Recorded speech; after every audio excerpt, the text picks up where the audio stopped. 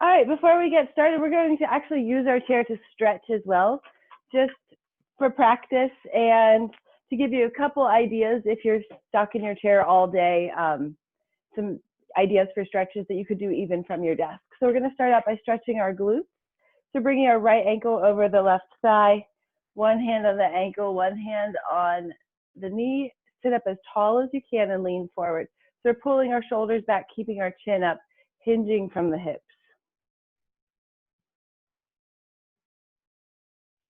Hold it here for a bit, and then we're going to switch feet, bringing left ankle over the right thigh, hand on the ankle, hand on the knee, sit up as tall as you can, and extend forward. Get out of here. This is my cat. I think this is her lunchtime, so she might be a little extra needy right now. Does she have a name? Her name is Belle Chase. So it's a neighborhood outside of New Orleans. From here, we're going to extend our right foot out to the side. You can extend it forward if you want to. It's up to you if you want it to the side or forward. I like to do it from the side just because of the corner of the chair. So your hand goes on the thigh, sit up again as tall as you can, hinge forward from the hips. You should feel that stretch in the back of your leg. Make sure though that you're keeping your back straight, shoulders back.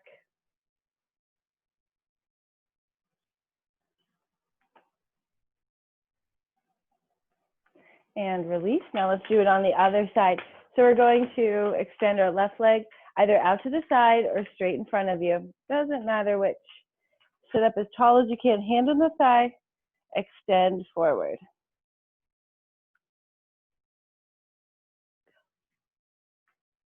We're holding each stretch for anywhere between 15, 25 seconds, just to really open up through the hips, the backs of the legs. From here, we're going to get out of our chair. We're going to stand next to the chair and we're going to grab a toe and we're going to stretch through our quads. When we do a quad stretch though, we want to make sure that we're not letting our leg come out to the side or extend too far behind us or in front. So if you were to actually look at yourself from the side in the stretch, your knees would be in alignment and you'd really only see one thigh. You wouldn't see the double thigh or a weird angle. Let's switch sides when you're ready. And you don't have to use the chair for balance if you don't want to. It's a really good way to exercise your balance if you don't use the chair. But I'm more interested that you're getting a good stretch to the front of your leg than practicing your balance and impressing your friends and neighbors. From here, let's just roll out the ankles. And now let's get some upper body shoulder stretches. And you could do this from the chair, from a seated position, but standing up increases your metabolism because you're using more muscles. Let's open the arms wide, squeeze the shoulder blades, look all the way up. And then as we exhale, bringing our arms crossing over, looking down. So we're going to inhale, open, exhale, close. Again, these could be done from the chair if you're just trying to stretch in the middle of your workday or sometimes get a little boost of energy. You could do this. Anytime you get moving, taking nice big breaths, big inhales, big exhales, gives you a little extra energy. So if you're at that midday slump and you just change your breathing habits, you might notice a big change in the amount of energy that you feel. All right, we're going to get started right away with squats. I'm doing them from the side so you can see my lower back and the angle of my knee.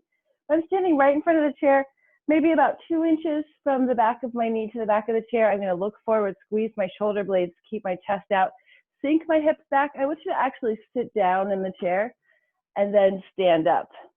So we're sitting down and standing up. So whenever you actually sit down, you're giving your muscles a short break before you go into the next stage. So you might be able to get more in. Not only does this strengthen through the quads and the glutes, but it raises your heart rate so it burns more calories and it makes you feel energized. These are also very important muscles to keep strong because as we age, or if we've been spending a lot of time being sedentary, we want to make sure that we can still go through this motion because it's how we sit down, stand up, and it keeps the muscles in our lower back strong. But additionally, it helps prevent osteoporosis too because the muscles are pulling against the bones, which helps increase bone mineral density. One more, and relax, step it out. And now we're going to make it a little bit harder. So it's up to you how you do this. You could extend your foot in front of you. You could pick it up high in the air, or you could cross your ankle over the thigh. From here, you're going to sit down in the chair and stand back up, and then switch legs. So ankle over the thigh, sit down, stand up, slight forward lean here. Sit down and stand up, pushing through the heels, alternating sides. The nice thing about doing single leg chair squats is that each time you do it, each leg has to carry the full weight of your body. So if we're doing two-legged squats, we might be putting more weight on one side than the other, and we don't really notice that. So we're just perpetuating imbalances that might occur. But when we do single leg squats, we're making sure that both legs are doing an equal amount of work. So keep going with those.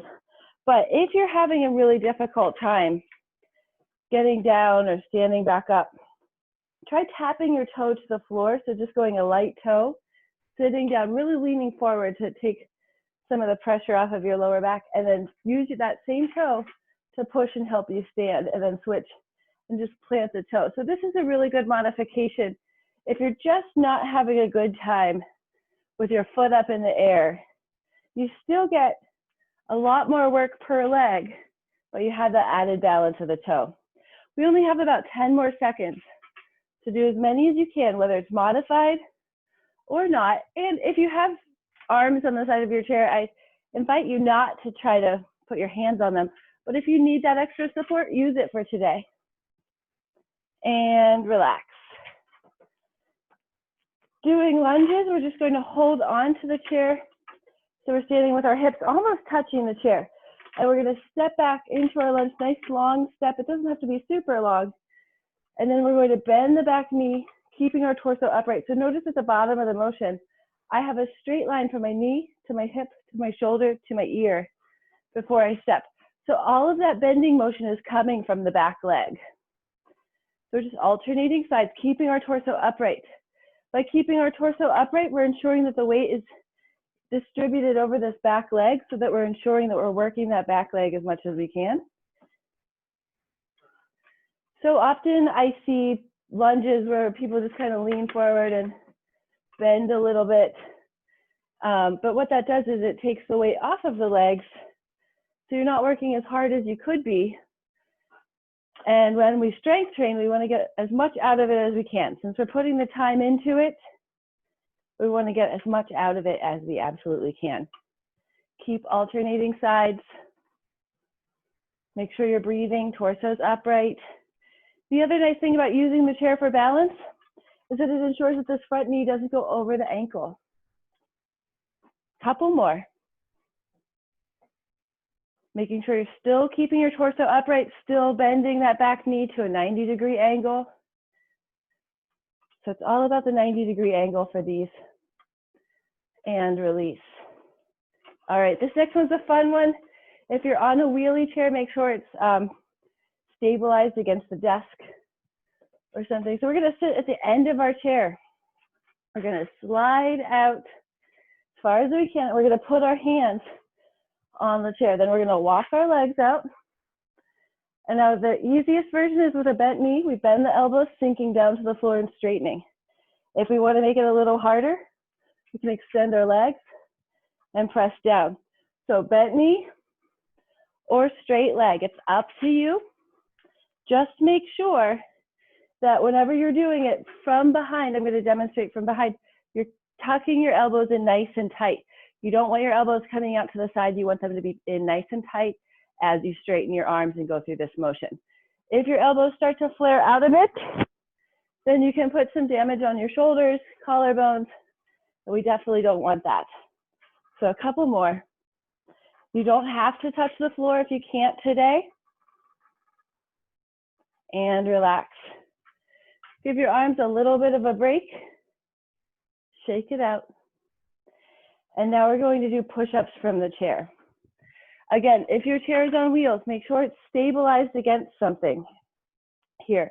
Or you could do traditional push-ups on the floor or against the wall. I'll demonstrate those too. So When we do a push-up from the chair, we're placing our hands on the seat of the chair, looking forward, bringing the chest down, and pressing up. If that's too hard, you can drop down to the knees and do the same exact motion. Just make sure if you're on your knees, you're keeping a relatively straight line from the knee to the top of the head. And we're pressing down and up. If that's just a little bit too much or your chair feels unsafe, you can also find a wall. You're going to drop your hands a little lower than chest level. Take a wide stance with your feet. And then we're going to bring it down so your chest comes to the wall and press up. Here's how you know where to put your hands.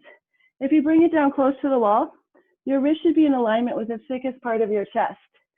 You can add a little bit to it by pressing up and sliding forward, or you can just keep it traditional. And the farther away you step from the wall and the lower your hands are on the wall, the more you're working into your chest. So if you don't want to do them against your chair, you definitely don't have to. You've got options. You've got wall, chair, or floor. Keep going. You only have about 5 more seconds. 3, 2, and 1. Give your arms a little bit of a break. All right, we're going to start from the top. So Amber, can I ask you a question? Sure thing. So when you when we do the chair push-ups, you kind of hold position your hands like in the front of the chair, or like could you go kind of little towards the center? Does it make sense? It depends. That's a great question. For everybody that's in the class, if you wanted to keep going, we're doing squats right now. But if you want to follow along with the question, go for it. This is such a good question, Devika. It depends on how wide your chair is. So if I hold the chair up here, I keep my hands on this curve at each corner, because that keeps my wrist in a neutral position. If I were to bring my hands more like to the side and parallel, that's going to make sure that I'm working my triceps a little bit more. And if I bring my hands out to the side here, I'm getting a little more into the chest, but unfortunately I run the risk of hitting my head into the back of the chair. So I like this corner right here. But if you have a really wide chair, or you know how we do them at the Power Center with that bench, it's always nice to do it on that rounded corner. Great question. You so much. Sure thing. Let's go into our squats. So continuing with Devika's question about where to put your hands, there's a rule of thumb. So the wider our hands are when we do the push-up, we're working into the wider section of our body. So if our hands are narrow or shoulder width apart, we're keeping our elbows close to one another. That means we're working more into our triceps, because it's a tricep extension motion. Whereas when we take it wider, my elbows come out a little bit more, and that means I'm working more into my chest. And if you visualize the chest press machine or bench pressing, you know that's exactly the same motion, except from a push-up position. Whereas if I have a barbell and I'm holding it narrow, my elbows are in, then it's more of a tricep extension machine. Or if you've ever used that machine where your elbows are on a thing and you're pushing forward, same exact motion. So triceps are narrow, chest is wide. We've been doing these for a while, haven't we? Let's step it up. And now we're going to go into the single leg squats. So again, remember, you can have a toe in the ground for balance if you need it. You can keep the toe hovering, or you can cross over. I like to cross over because it helps me to stretch through the back of my thigh. So let's keep going through these. And if you ever need a break, just stop, take a breather, grab a drink of water, and jump right back in when you're ready. Make sure you're breathing through it. And the nice thing whenever we actually sit down in between each one is it ensures that we're going the same distance with each leg. Because so often when we do them without the assistance of a chair, we might drop down, 12 inches on the right side, but maybe only 10 inches on the left side because we're not quite so balanced or flexible.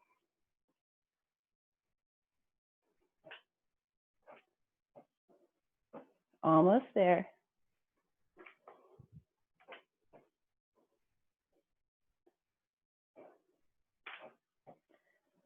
Make sure that you finish on the side that you did not start on, and then step it out. We've got lunges next. So standing behind the chair, hips up almost against the chair back itself, and keep the torso upright, 90-degree angle. Breathing through it, keeping the shoulders back, opening up through the chest. We did a lot of back and shoulders on Tuesday's strength class, so we're not really going to focus quite so much on back and shoulders as we did then.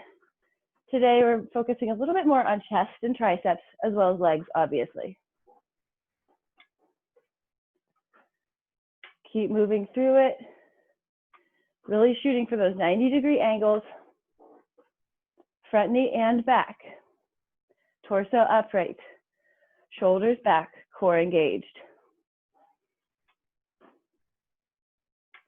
And people feel these exercises sometimes in different parts of their body. Anytime we're doing a multi-muscle group workout, you're going to feel it most in the weakest link in that system. So when we do these lunges, we're working our quadriceps, we're working our glutes, and to some extent, we're working our hamstrings, the back of the thigh. So where you feel it first is usually the muscle group that's not quite as strong as the others. Unless it's pain, if you're feeling pain, it might be an issue with form. If you have questions about that, you can always shout them out, send me an email, or message me. And relax. Step it out. My least favorite exercise, tricep dips. So remember, for safety, make sure your chair is flat against something.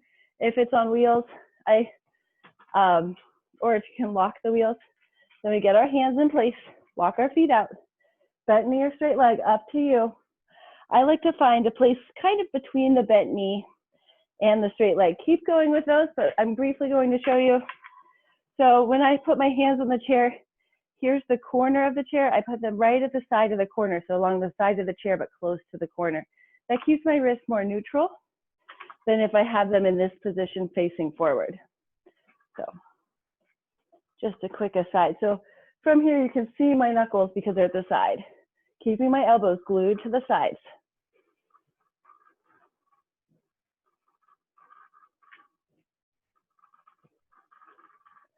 Five more seconds. 3, 2, 1, and release. Give your arms a quick shake.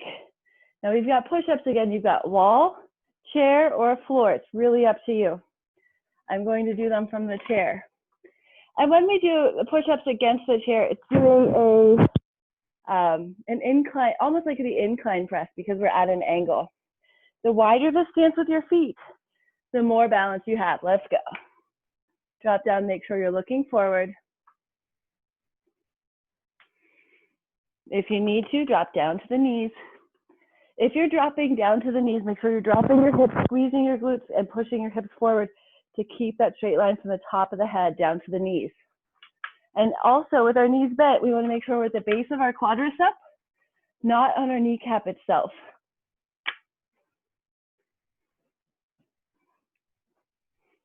Couple more.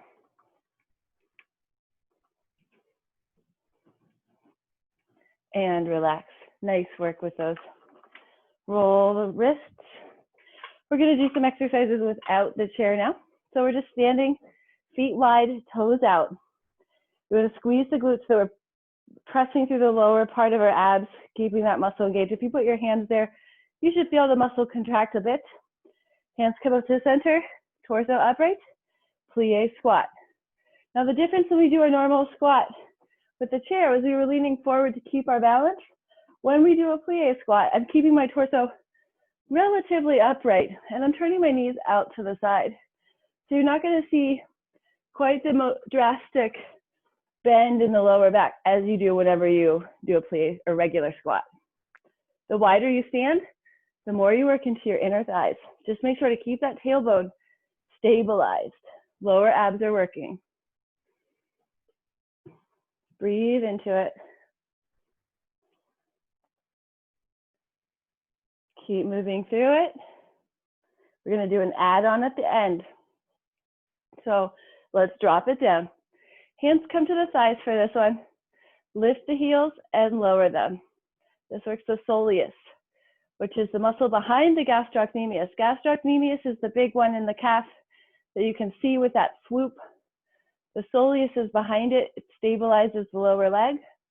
And if that muscle isn't strong, it might manifest itself as problems in the heel, such as plantar fasciitis, but also it could result in shin splints. So it's important to keep it strong. And relax, step it out. So we're working the lower leg right now. So we got the soleus, now we want to get the gastrocnemius. So it's always good to hold onto the chair for balance if you need to. But we're just going to raise the heels off of the floor. So from the side, heels go up, heels go down. Nothing more to it than that. Now, if this feels really easy, you can also stand on one foot, do one side, and then do the other side.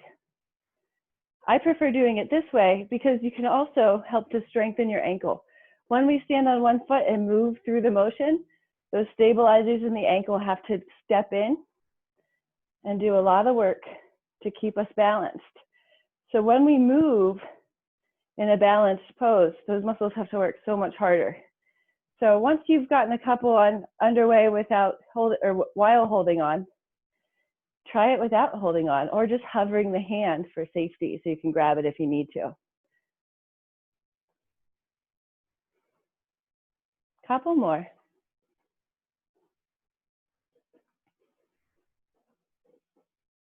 So this gets the gastrocnemius.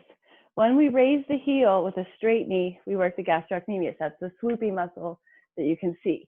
When we have a bent knee and we raise the heel, we're strengthening the soleus muscle group, which is right underneath it. Now we're going to go return to our chair.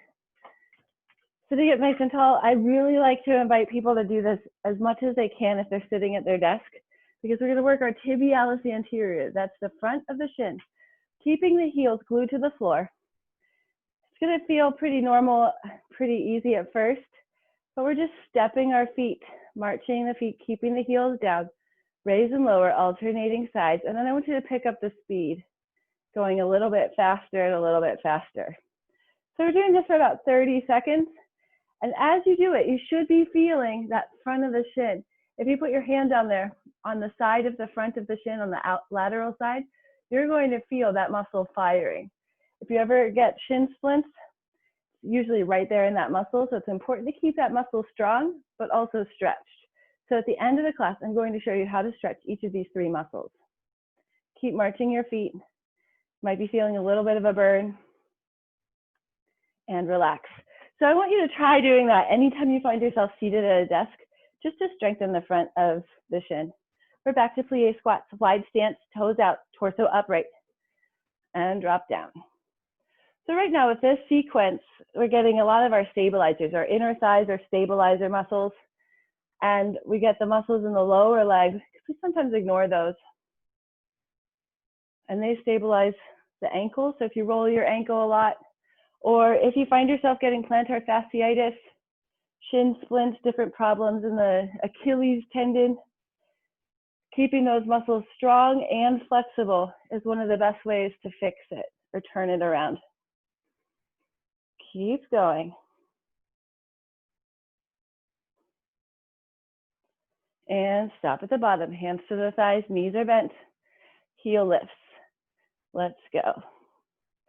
And I like to do this while pushing down on my thigh. I feel like I'm putting more weight into the soleus. That might not be true. Keep raising and lowering. And you might feel your quads start to shout too because you're holding this position. Do three more. 3, 2, and 1. Shake it out. And now we're going to go to those single leg heel raises. If you prefer to do it with both feet flat on the floor, that's fine too. Let's try it one at a time.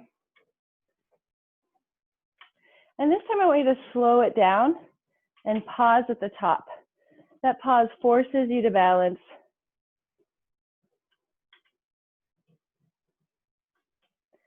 Raise and lower.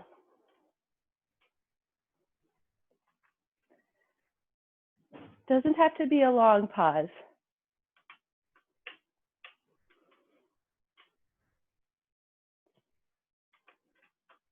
Couple more.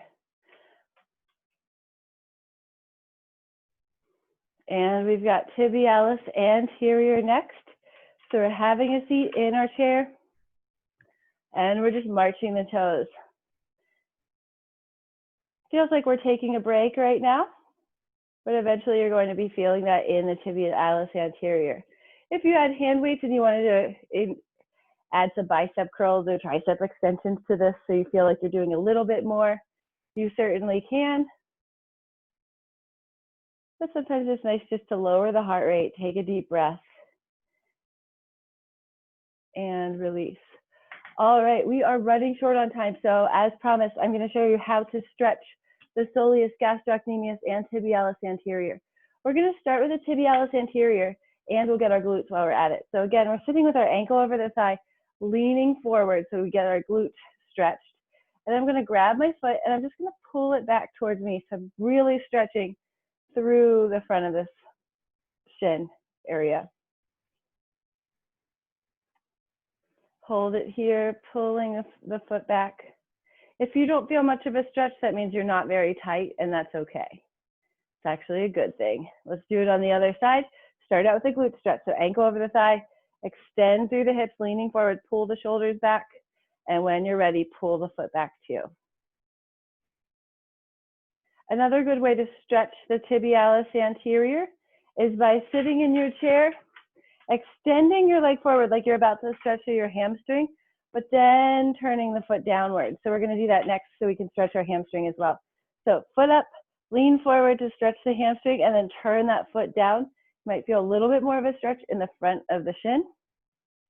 Hold it here. So now we're stretching both our hamstring and our tibialis anterior. Also a little bit into the front of the foot. And then change legs. So extend, foot flexed as we lean forward with a flat back to stretch through the back of the thigh. Now turn the foot down.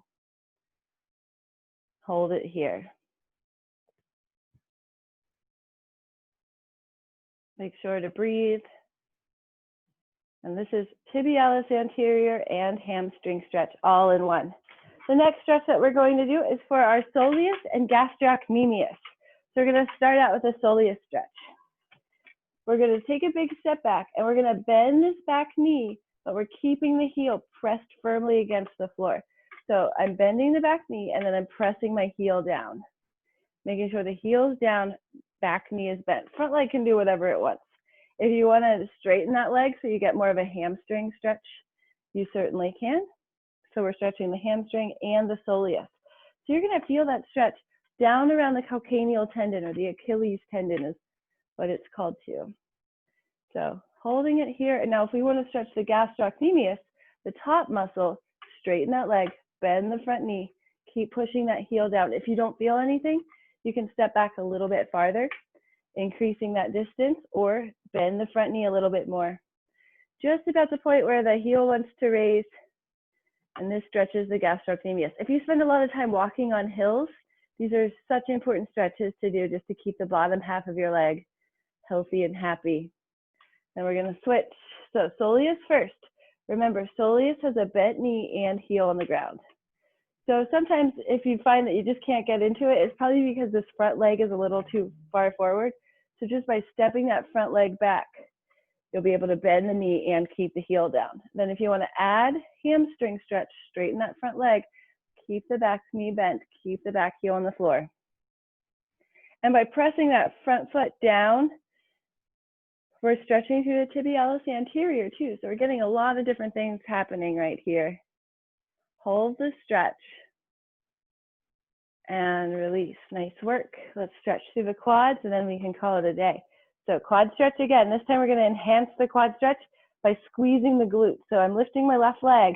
I'm squeezing my left glute. When I squeeze the left glute, that forces me to push my hip forward a little bit more. So you might feel that stretch enhance in the front of the leg. This gets the hip flexors and the quads when you squeeze the glute.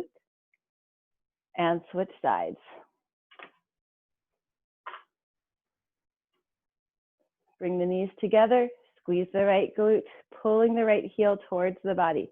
If you can't get into this position, or it's just really hard to grab your toe, you can also grab a towel I don't have a towel with me today, but you could grab a towel and wrap it around your foot and hold that towel as well. Take one more deep breath. And then we're going to inhale up, exhale down, and we can call it a day. Thanks everybody for coming. Hopefully you learned some new stretches and have some new activities that you can do while you're sitting in a chair.